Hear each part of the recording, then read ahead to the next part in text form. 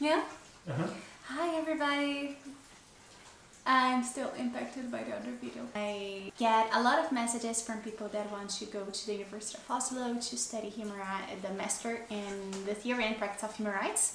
And I thought that it would be a good idea to make a video about this so that the information can be public and more accessible and easier as well. But you still can contact me. That is okay in Facebook, LinkedIn.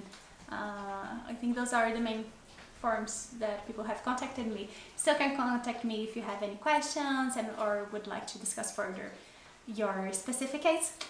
Every time people talked about the master, they asked me if it was free or not, and it has always been free, but now the Norwegian government is discussing the institution of tuition fees for people that are not from the EU or Switzerland. So basically the rest of the world that has, as a general rule and an average, a much lower GDP. There you go, Norway. If you wanna watch a video about this, just click here. And this just makes me very disappointed because now I don't know to whom I'm gonna be talking in this video, since most of the world won't be able to pay for tuition fees in Norway. But still, here we go and let's see. I'm still crying during it. The answer for this is that I come from law originally, and I wanted to do a master to continue my studies in international law, and specifically international human rights law. So I applied for different programs, and I got accepted in NYU, the New York University, and the Norwegian Center of Human Rights. And I made a pro-con list. And what was in my con list, my con list for NYU, my pro list for Norwegian Center, which ultimately won, was that the master program in theory and practice of human rights is a multidisciplinary program. This means that you don't only have law, although the program is provided in the Norwegian Center of Human Rights, which is included institutionally under the Faculty of Law. The program is law, political science, anthropology, philosophy. It also brings a bit of sociology to the discussion. You have professors from all of these fields and students from all of those fields as well. In my year, we were about 20 to 30 students, if I'm not mistaken. Definitely 20 to 30. And we were only 4 students from law. The rest was from all over. And that was so fantastic because what they brought to the program were things that just the law program wouldn't be able to bring. You have that with multidisciplinarity. You have different visions about the world, where you're looking at the same thing, but seeing completely different things, completely different aspects.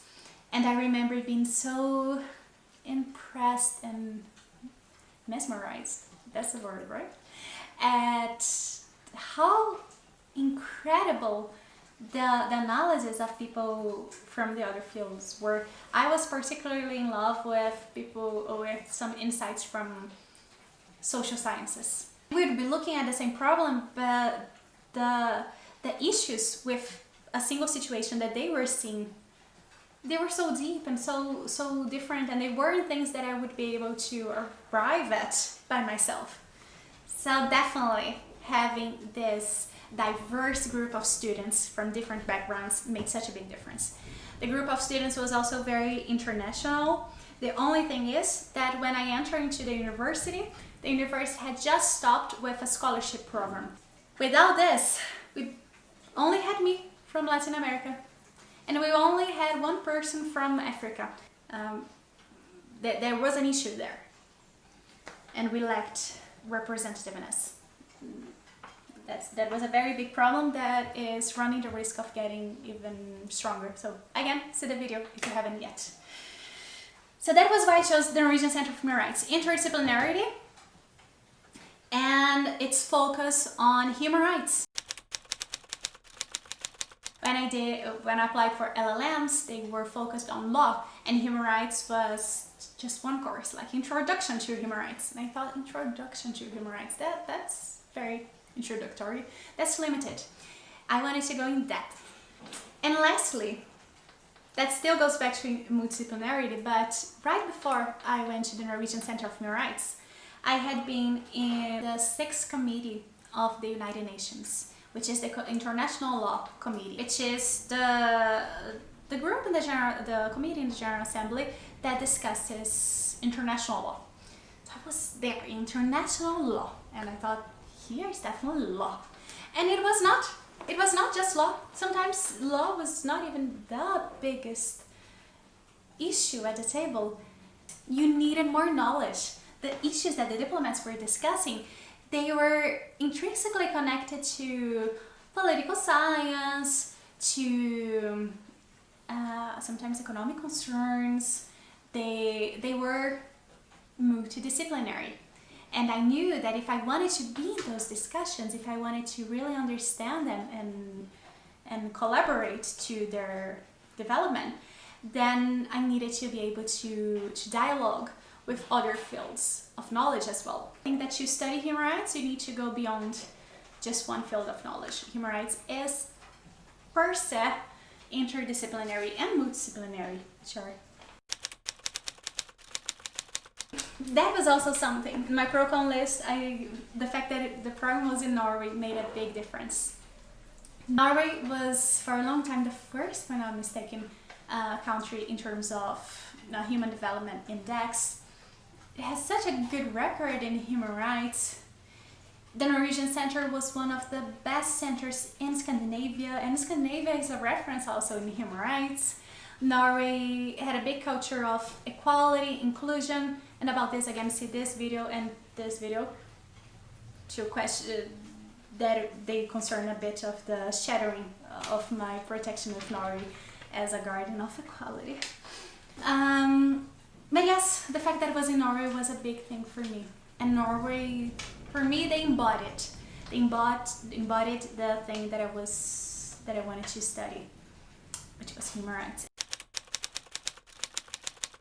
Yes, definitely. It changed completely the type of scholar that I am and the quality of my studies. And if you don't want to be a scholar and you want to be a practitioner, yes, definitely. The master is called Theory and Practice of Human Rights, and that is not just the name. It really is good for those from theory and practice, and to be a good scholar you need to get a little bit of practice as well, perhaps constantly even. To be a good practitioner you have to have a good basis in theory as well. The master is just incredible. It broadens your horizons, your understanding of human rights, and it is so fun. It is fantastic. Just go for it if you feel that call inside of you. I love particularly the fact that it was not just theory. In the first semester, we have 3 mandatory courses that we need to take, and in the second semester you go to the practice stage. So you do an internship somewhere in the world. It could be Norway, it could be Indonesia, it could be Thailand, it could be China. In my case it was China. And the good part about this is that you don't pay for it.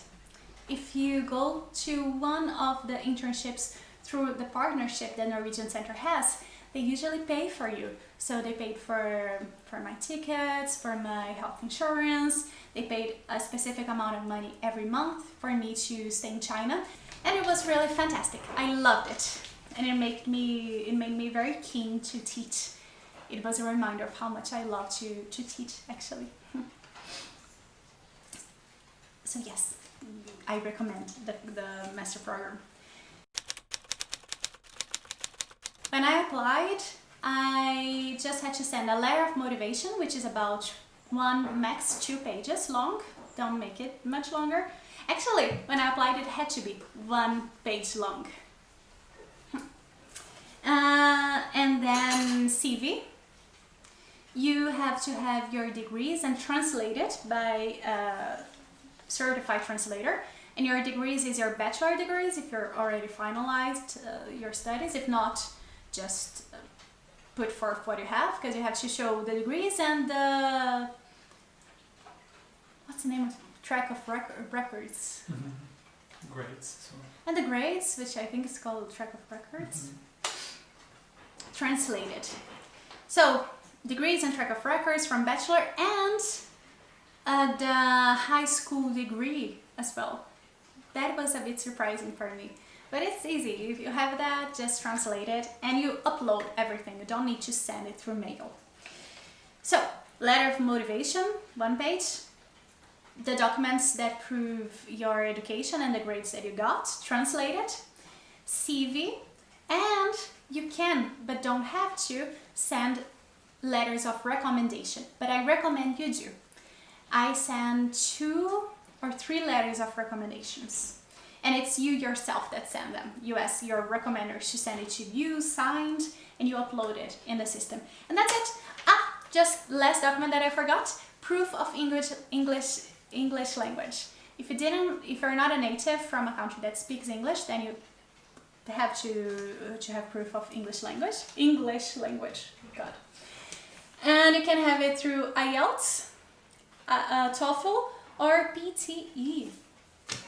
I had taken TOEFL and IELTS because I was applying for a university in the US, as you know, Norway, and in the UK. In the UK it had to be IELTS, in the US it had to be TOEFL. I took TOEFL and IELTS if you're trying to decide which to take. I thought that IELTS was a bit easier. You're talking to a human being, not a computer. You have that interaction. I felt that it was easier, but it's personal. No, we had students that said that it was hard for them to speak English. The majority spoke it fluently, but if you can get the grades that they require for admission, you can start your studies in Norway. And also and if you're feeling a little bit concerned of how well you're gonna be able to do in the course with your English level, take a look in the videos we have in the channel. They can perhaps be here, or just go to our channel, because we have a lot of videos on language learning. In addition, the university also gives a course, so as a student it's free and you can take it. No, not at all. People generally, the vast majority of people in Norway will speak English to you all the time. The teachings are all in English. But if you want to learn Norwegian, there is also this possibility. You have courses in the university, they are great, and they are free for students. And something that I recommend, start studying by yourself Norwegian, because that really helps you to get inserted in Norwegian society. It amplifies your job opportunities after studies, and it's fun. So again, look at our videos. Perhaps we're gonna put some here.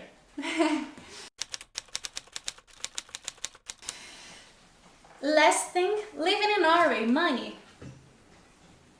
We have the tuition question mark right now, unfortunately. Don't know how it's gonna be, if there's gonna be a tuition or not for those that are outside of the EU. But if you're gonna think that there's no tuition, or ignoring this question mark, how is it?